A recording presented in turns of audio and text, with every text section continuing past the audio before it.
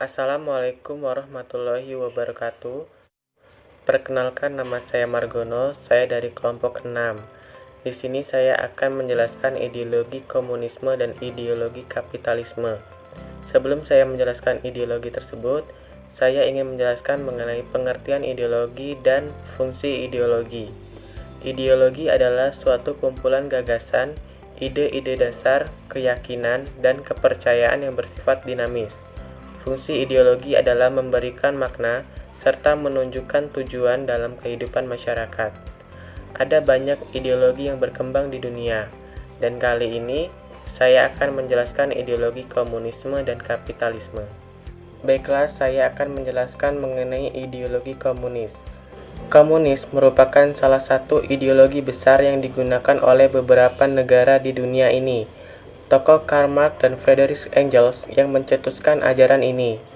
Fokus utama tujuan dari ideologi komunisme adalah untuk memperjuangkan hak semua kelas sosial yang ada di dalam masyarakat menjadi kelas sosial yang sama, tanpa adanya perbedaan sesuai hak dan kewajiban warga negara. Negara yang menganut paham ini adalah Tiongkok, Korea Utara, Kuba, Vietnam, dan Laos. Selanjutnya adalah ideologi kapitalisme. Ideologi kapitalisme banyak digunakan oleh berbagai negara di dunia hingga saat ini. Inti dari paham ini adalah adanya kapital atau modal yang dikuasai oleh pihak swasta, di mana negara tidak memiliki kekuasaan atas terjadinya sistem ekonomi dan hanya berperan sebagai pengawas saja. Para pengusaha ini memiliki tujuan yang jelas, yaitu mendapatkan keuntungan sebesar-besarnya dengan pengorbanan yang seminimal mungkin. Sehingga untuk mencapai hal tersebut, negara tidak boleh ikut campur dalam usaha mereka. Negara yang menganut paham ini adalah Amerika Serikat, Inggris, Jerman, Belanda, dan Prancis. Kenalin, nama saya Sekar Parmasarati Setiawan. Di hari ini aku bakal ngejelasin tentang ideologi anarkisme. Jarang banget dipakai sama negara-negara yang berkembang atau maju gitu sih kalau menurutku. Jadi kayak Afghanistan, Rusia itu yang make ideologi ini. Biasanya penyebab terjadinya gangguan kewenangan gitu loh guys. Jadi kayak ideologi ini tuh tatanan politik di mana dianjurkan tidak perlu adanya negara dan merupakan sebuah tindakan sukarela yang mengatur dirinya sendiri gitu guys. Jadi ada beberapa juga cirinya nih. Cirinya itu ada masyarakat menginginkan sebuah sistem yang terbebas dari monopoli kekuasaan dan ingin menciptakan perdamaian. Jadi tuh anarkisme itu sebuah sistem sosial yang di dalamnya tidak ada ikatan dan antara pemerintah dan masyarakat. Jadi pemerintahnya jalan sendiri, masyarakatnya jalan sendiri gitu loh guys. Untuk Afghanistan sendiri mungkin karena masih ada perebutan wilayah dengan wilayah-wilayah lain, dengan negara-negara lain, jadi bisa jadi anarkisme dilakukan. Ideologi anarkisme diciptakan gitu loh guys. Sekarang kita ke ideologi liberalisme atau ideologi yang bebas gitu. Nah, ideologi liberalisme atau liberal adalah sebuah ideologi, pandangan filsafat, dan tradisi politik yang didasarkan pada pemahaman bahwa kebebasan dan persamaan hak adalah nilai politik yang utama. Secara umum, liberalisme itu menciptakan suatu masyarakat yang bebas, dicirikan oleh kebebasan berpikir para individu. Paham liberalis juga menolak adanya pembatasan, khususnya pada pembatasan pemerintah dan agama. Dalam masyarakat modern, liberalisme akan dapat tumbuh dalam sistem demokrasi. Hal ini dikarenakan keduanya sama-sama didasarkan pada kebebasan mayoritas pada suatu negara yang tidak memenuhi peraturan tersebut. Nah, ada banyak negara yang menganut sistem liberalis ini. Contohnya ada Albania, terus Armenia, Austria, Belgia, Bulgaria, dan sebagainya. Assalamualaikum warahmatullahi wabarakatuh. Kali ini saya akan menjelaskan apa itu ideologi sosialisme dan nasionalisme. Sosialisme berasal dari kata sosius yang artinya masyarakat. Ideologi ini dibentuk untuk memakmurkan masyarakat yang kolektif serta produktif. Paham ini muncul setelah adanya revolusi industri di Inggris yang menyebabkan ketimpangan antara kaum borjuis serta kaum proletar. Negara yang menganut sistem sosialisme ialah Finlandia, terlihat dari kesetaraan pada sistem pendidikannya. Sedangkan nasionalisme adalah suatu paham yang menciptakan serta mempertahankan kedaulatan suatu negara dengan mewujudkan suatu konsep identitas negara yang mempunyai tujuan atau cita-cita yang sama dengan mewujudkan kepentingan bersama atau kepentingan nasional. Ideologi nasionalis menjadi dasar perjuangan Soekarno dan PNI pada saat itu.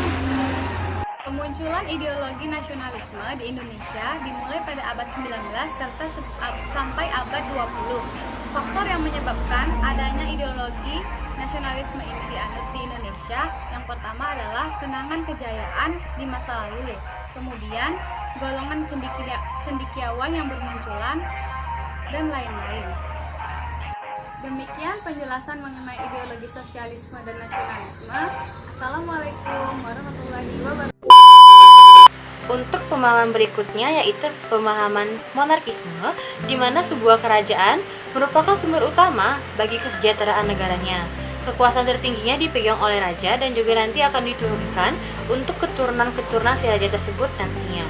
Nah, kekuasaan ini masih dipegang oleh Saudi Arabia dan juga Brunei Darussalam. Untuk pemahaman berikutnya yaitu pemahaman demokrasi. Pemahaman demokrasi berasal dari bahasa Yunani yaitu demos yang berarti rakyat dan kratos yang berarti kekuasaan. Jadi demokrasi merupakan kekuasaan yang dipegang oleh rakyat. Slogan yang dipegang oleh demokrasi yaitu dari, oleh, dan untuk rakyat.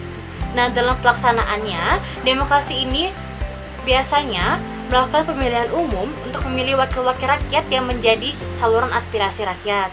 Nah, dalam pengembangannya, demokrasi ini terbagi menjadi 3, demokrasi Pancasila, demokrasi Kristen, dan demokrasi Islam. Nah, demokrasi Pancasila ini memegang ideologi Pancasila sebagai sumber utama dalam menjalankan demokrasi Pancasila ini. Nah, jadi selagi demokrasi tersebut tidak melenceng dari Pancasila, maka masih bisa disebut sebagai demokrasi Pancasila. Nah, negara yang menganut ini yaitu negara kita sendiri, yaitu negara Indonesia. Yang kedua, demokrasi Kristen, di mana sebuah demokrasi tersebut memegang ajaran Kristen sebagai fokus utama dalam menjalankan negaranya.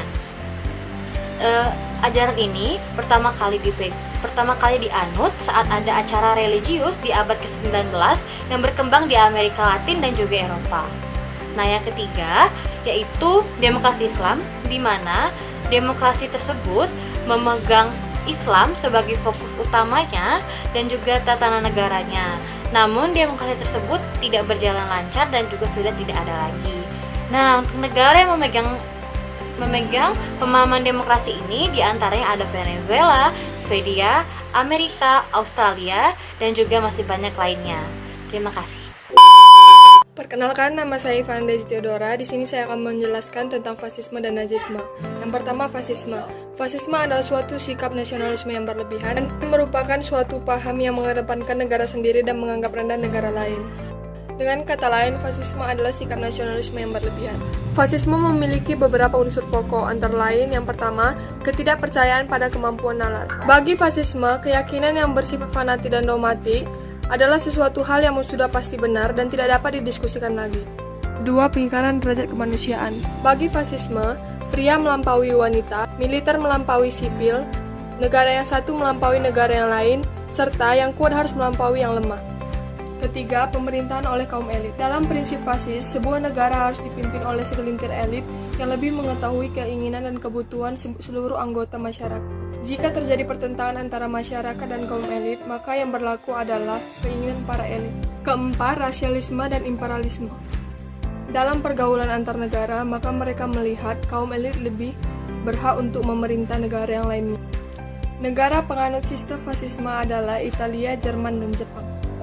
Nazisme adalah sebuah ideologi totalitarian partai Nazi atau partai pekerja nasionalis sosialis di bawah kepemimpinan Adolf Hitler. Adapun kelebihan dari Nazisme ini ialah yang pertama, menumbuhkan inisiatif dan kreativitas masyarakat karena tidak perlu menunggu komando dari pemerintah. Yang kedua, masyarakat bebas memilih partai politik tanpa dipengaruhi pihak manapun. Adapun kekurangan dari ideologi Nazisme adalah yang pertama, sering terjadi monopoli yang merugikan masyarakat. Yang kedua, pemilik sumber daya produksi mengeksploitasi para pekerja. Negara yang menganut ideologi Nazisme adalah Jerman pada tahun 1933 sampai 1945. Warahmatullahi wabarakatuh. Nama saya Khaira Sasabila. Saya akan menjelaskan tentang libertarianisme dan komunitarianisme. Pada paham ideologi libertarianisme, warga negara yang sangat menjunjung tinggi adanya kebebasan, terutama dalam kebebasan individu. Proses pemilihan dilakukan secara utuh pada tiap individu dan negara tidak berhak adanya pengaturan terhadap masyarakat tersebut. Pada paham ini juga lebih menganjurkan untuk tidak membuat adanya lembaga sosial karena bisa mengganggu jalannya negara. Yang paling penting di sini ialah kebebasan individu baik dalam ranah politik maupun dalam ranah ekonomi. Meskipun mereka menjunjung tinggi adanya kebebasan individu, mereka ini sangat menentang keras adanya hak pemilikan individu pada sektor-sektor strategis. Mereka masih membutuhkan negara sebagai alat untuk mengatur dan mengawasi jalannya sebuah tatanan negara. Yang kedua ialah komunitarianisme. Ideologi ini merupakan paham komunis yang gaya baru atau dalam versi yang lebih modernnya. Komunitarianisme ini merupakan sebuah ajaran atau gerakan yang lebih pada respon atau sistem liberalisme yang dinilai gagal dalam mewujudkan kesejahteraan masyarakat. Paham utamanya tetap sama dengan komunis klasik yang menentang adanya kapitalis dan liberalis. Namun paham ini tidak sebagaimana komunis klasik, tapi telah mengalami banyak perubahan dalam pemikirannya. Perkembangannya, bagaimana perkembangan paham ini dapat terjadi? Prinsip komunitarian ini adalah untuk terlibat aktif dalam membawa perubahan di dalam praktek sosial dan politik. Arah perubahan yang dibutuhkan di sini ialah ada bentuk kehidupan masyarakat yang jauh lebih inklusif daripada yang pernah ada sebelumnya. Terus tradisi ini juga berkembang dalam 4 tahapan. Tahap pertama yaitu tahap ini dimulai pada abad keempat sebelum Masehi dengan Aristoteles sebagai tokoh dan pemikir pertama dari paham komunitarian. Tahap kedua ialah dimulai pada abad ke-17 dengan usulan Francis Bacon bagi komunitas penelitian. Pada fase ketiga yaitu berlangsung selama pertengahan abad ke-19. Pada masa ini paham komunitarian mulai diperhatikan. Yang terakhir ialah tahap keempat. Tahap ini diramalkan akan dimunculnya gerakan kontemporer komunitarian. Gerakan ini terjadi pada akhir abad ke-19 dan awal abad ke-20. Sekian dari saya, mohon maaf bila ada kata yang kurang berkenan. Terima kasih telah menonton.